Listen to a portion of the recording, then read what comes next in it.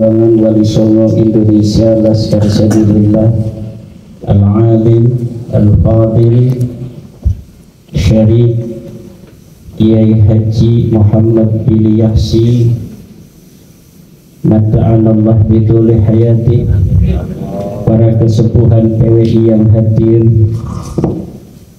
Raden Tubagus Mogi Nur Fadil Satya Tirtayasa, Kiai Haji Abdul Razak Al-Mufti As-Sumedani, Gus Syarif Noval, Gus Alizin, semua kiai-kiai yang hadir pada hari ini, hari yang sangat berbahagia.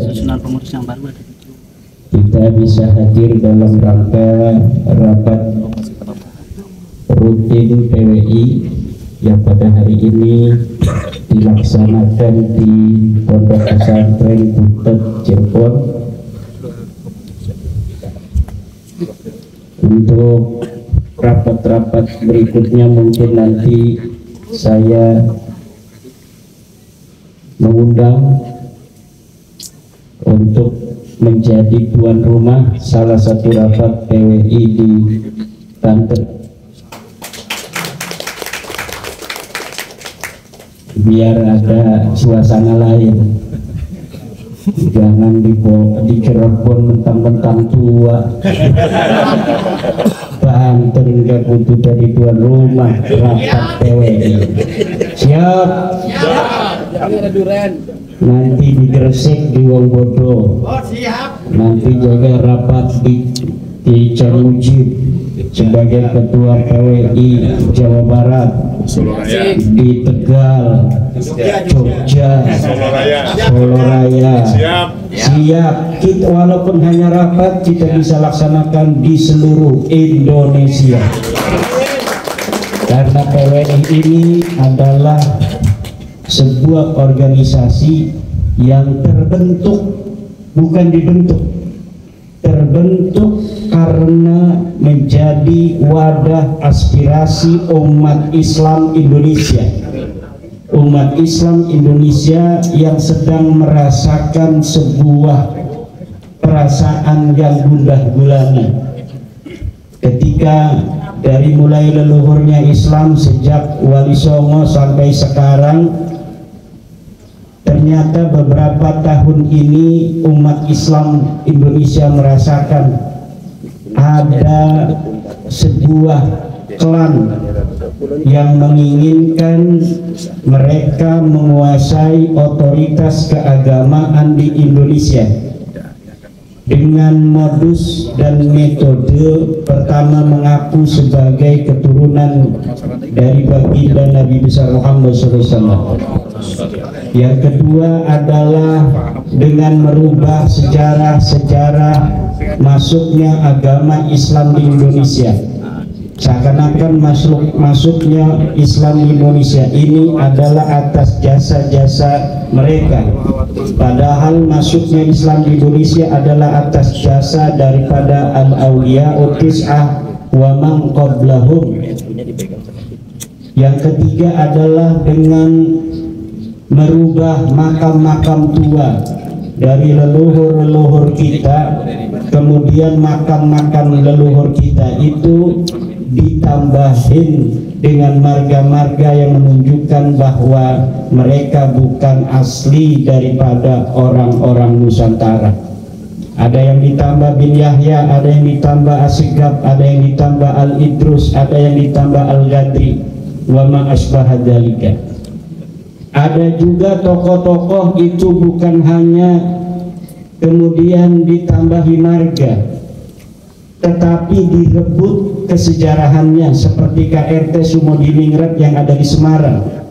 Dia orang Jawa asli, dia panglima perang Yogyakarta, dia wafat syahid karena perang dengan Inggris, dia dimakamkan di jajaran Jogja. Tapi hari ini satu marganya belok ke bin Yahya, katanya dia adalah orang Yaman yang kemudian menjadi menantu daripada Hamengkubuwono, kemudian dia menjadi panglima perang, kemudian meninggal dunia dalam keadaan syahid. Dan makamnya bukan di Jejeran lagi, tapi makamnya kini berpindah di Semarang. Bagaimana orang yang dimakamkan di Jejeran Jogja 1812 kemudian bisa pergi sendiri ke Semarang? Kira-kira dia naik apa pergi ke Semarang, kemudian dia menguburkan dirinya sendiri di Semarang? Kemudian metode lainnya adalah dengan merubah sejarah organisasi besar kita, organisasi kesayangan kita, Nahdlatul Ulama, yang kita tahu sejarahnya adalah bagaimana Mbah Hasyim Asy'ari memohon kepada Allah untuk bagaimana mempersatukan para kiai-kiai pesantren dalam satu wadah untuk perjuangan para santri, para ulama pesantren dan umat Islam seluruhnya di Indonesia. Kemudian meminta restu kepada gurunya Mbah Khalil Bangkalan. Kemudian Mbah Khalil Bangkalan memohon kepada Allah, akhirnya bermimpi dan kemudian memberikan wasiat, memberikan amanah kepada Kiai Haji Raden As'ad Syamsul Arifin untuk membawa tongkat dan tasbih kepada Mbah Hasyim Asy'ari sebagai tanda bahwa organisasi itu telah direstui oleh Allah melalui isyarah mimpi dari Mbah Khalil dan diperintahkan kepada Mbah Hasyim Asy'ari untuk mendirikan Nahdlatul Ulama. Tetapi hari ini sejarah itu berubah. Katanya Mbah Hasyim Asy'ari bukan hanya meminta restu kepada Mbah Khalil Bangkalan, tetapi sebelumnya meminta restu dulu kepada Habib Hasyim Pekalongan, baru kepada Mbah Khalil Bangkalan.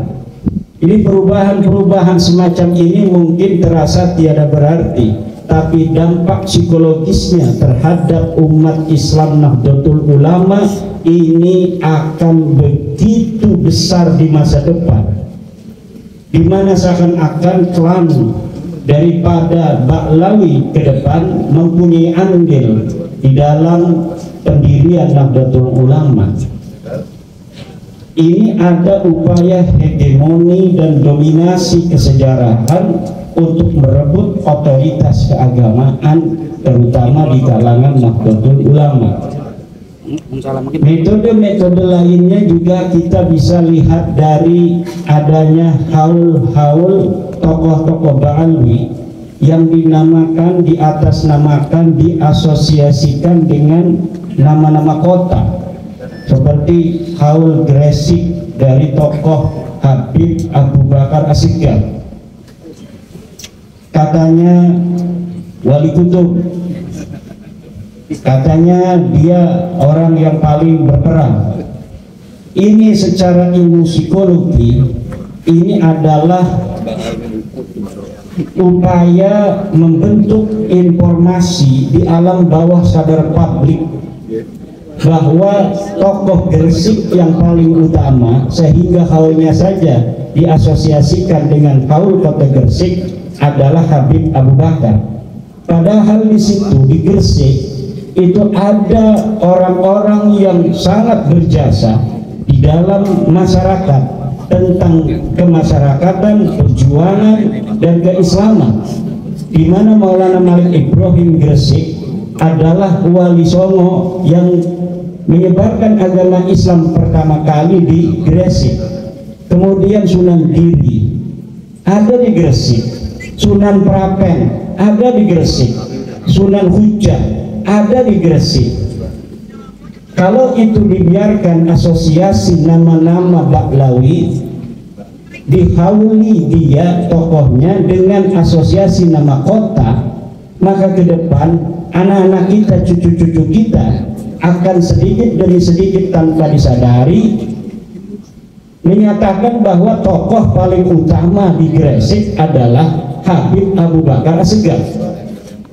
Padahal kesejarahannya pada saat hidupnya ya kayak kiai-kiai di kampung saja, bahkan tidak punya pesantren, ngajar kitab di rumahnya, ngajar kitab Ihya katanya di rumahnya, begitu-begitu aja.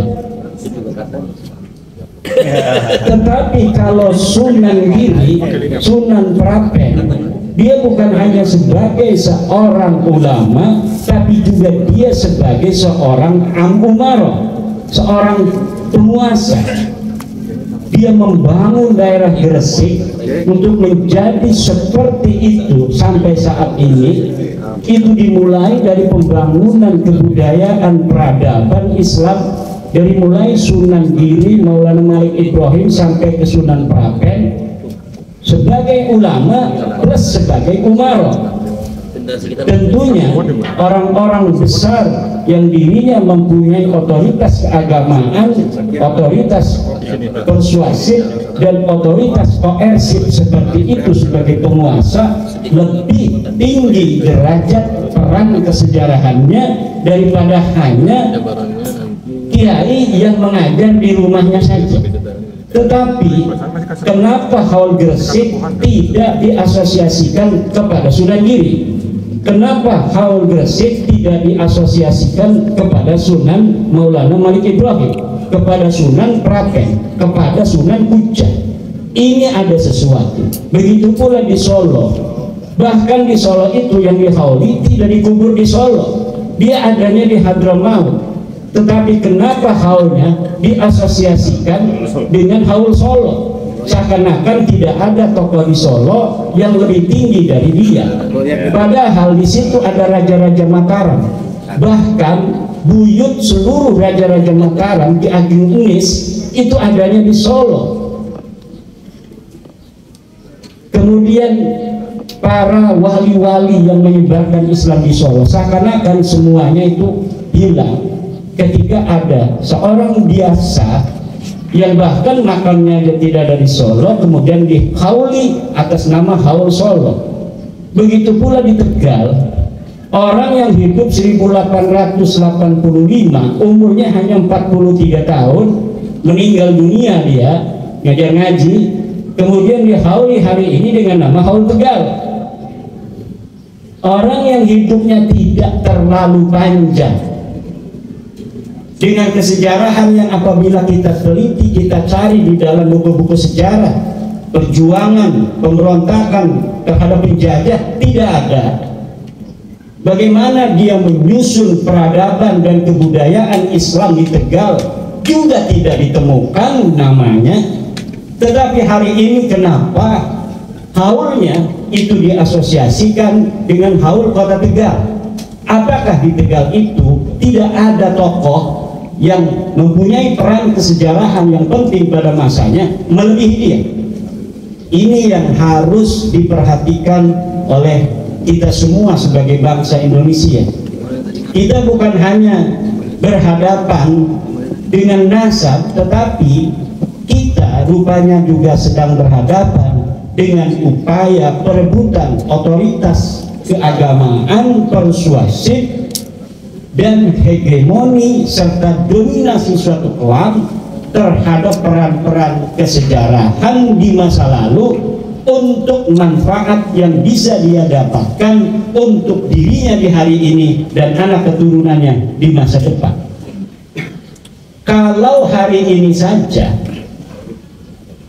para ulama-ulama kita, para guru-guru kita ketika mendengar, ketika mendapat informasi bahwa ada sebuah kajian yang menyatakan bahwa nasabnya ini terputus, nasabnya ini maudhu', nasabnya ini tidak sahih, mereka bukan turunan Nabi, mereka bukan keturunan Bani Hashim, tes DNA-nya melenceng kemana-mana.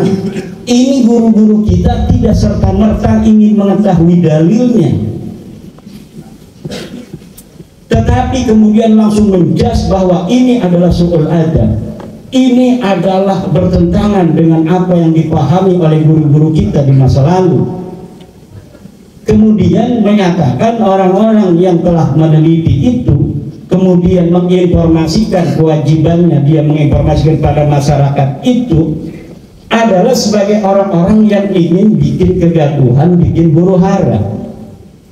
Bagaimana orang yang mengetahui sesuatu, apalagi tentang hal yang sangat berhubungan dengan hak-hak Rasulullah untuk dirinya mendapatkan penjagaan dari umatnya tentang keturunannya yang asli, dan jangan sampai ada orang-orang yang bukan keturunannya dimasukkan sebagai keturunannya. Ini kewajiban umat Islam, dan kebetulan saya membaca bahwa mereka bukan turun Nabi. Ini kitabnya, ini kitab abad ke-4, ini ke-5, abad ke-6, abad ke-7, abad ke-8, abad ke-9. Ini kitab nasabnya, ini kitab sejarahnya. Kemudian disimpulkan bahwa mereka ternyata hanya ngaku-ngaku saja di abad ke-9. Tidak bisa, karena guru-guru kita katanya sudah mengakui, mengisbat bahwa mereka turunan Nabi. Mana dalilnya? Uswara perlu dalil. Ayo mari kita diskusi. Untuk periogi diskusi deh. Ayo mah pokoknya percaya baik eta Habib, eta turunan kanjeng Nabi. Bagaimana orang-orang yang kita kenal sebagai ulama saja, kiai-kiai itu masih ada yang seperti itu. Kalau hari ini kita tidak mulai, maka anak cucu kita ke depan akan lebih parah daripada hari ini. Maka persiapan PWI yang hari ini telah sampai ke Jawa Timur paling ujung, Jawa Barat juga sudah hampir seluruh kabupaten terbentuk. Dari Papua menghubungi saya seorang kiai di Papua ingin membentuk Laskar PWI di Papua. Mungkin nanti tugasnya adalah Kang Aljen yang ke sana.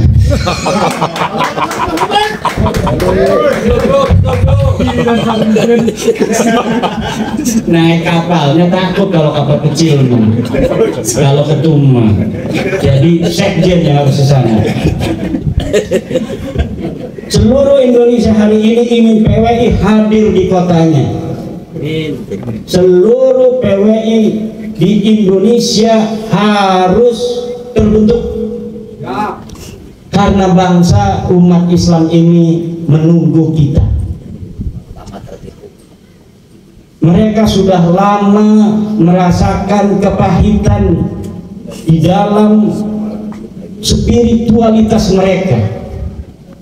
Kok ada orang yang ngaku-ngaku cucu Nabi tapi akhlaknya begitu? Akhlaknya itu tidak mencerminkan kasih sayang, akhlaknya tidak mencerminkan kelembutan, akhlaknya ingin mendominasi, akhlaknya ingin menipu. Apa benar mereka keturunan Nabi?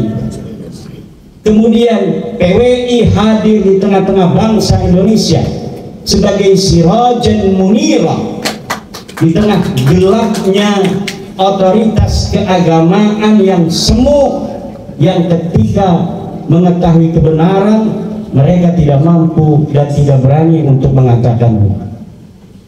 Bagaimana kita mau mengikuti orang yang katanya menyatakan udah Balawi itu cucu Nabi dari dulu begitu? Mana dalilnya? Wis ulah dalil-dalilan deui. Ini melawan Al-Quran. Al-Quran mengatakan wala taqfu ma laysa laka bihi ilm. Jangan kau ikuti sesuatu yang di situ tidak ada keyakinan, tidak ada ilmu.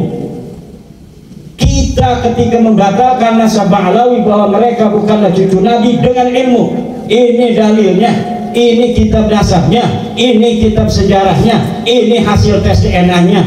Ayeuna mana dalilnya? Jelma anu wani-wani ngahina ka Rasulullah Muhammad sallallahu alaihi wasallam nyambungkeun nasabna Ba'lawi, manehna teu boga dalil, manehna teu boga hujah.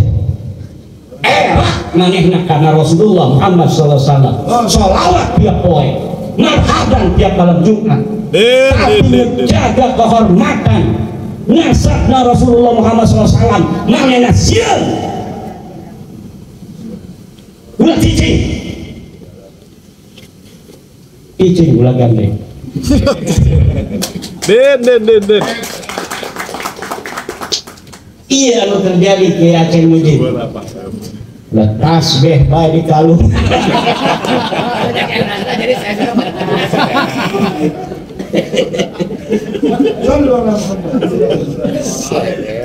Kidung Siliwangi ngaku incu Siliwangi eta moal mundur satengkang beas, moal gedak keanginan. Eta Siliwangi sakti mondroguno. Kita harus menjaga nilai-nilai para keruhun-keruhun kita, para wali songo, mengislamkan anak cucu Ken Arok, mengislamkan anak cucu Siliwangi, mengislamkan bangsa Nusantara dari Sabang sampai Merauke udah masuk Islam. Kemudian ada orang berbohong tentang ajaran Islam, wajib menghormati dirinya lebih daripada menghormati orang lain, walaupun dia tidak sholat, walaupun dia mabok, walaupun dia bermaksiat. Eta ente aya ajaran di Rasulullah, te aya ajaran di Al-Quran. Ajaran mana eta? Ajaran setan. Te aya ajaran Rasulullah Muhammad SAW, te aya ajaran Al-Quran anu ngomongkeun jelema wajib dihormatan senajan manehna tukang zina, senajan manehna tukang mabok. Teu aya anu aya kehormatan jelema eta nyaeta anu boga takwa. Inna akramakum indallah atqakum. Sesungguhnya orang yang paling mulia di antara kalian adalah orang yang paling bertakwa. Eta ajaran Al-Quran.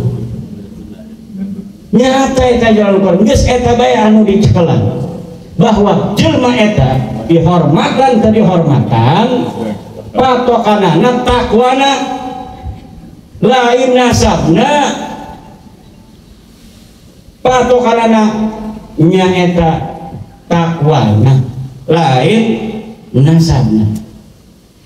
Eta anu nggak bisa terus Sunda. Kalau tadi lagi kemasukan Kidung Siliwangi. Demikian, mudah-mudahan ada manfaatnya. Assalamualaikum warahmatullahi wabarakatuh.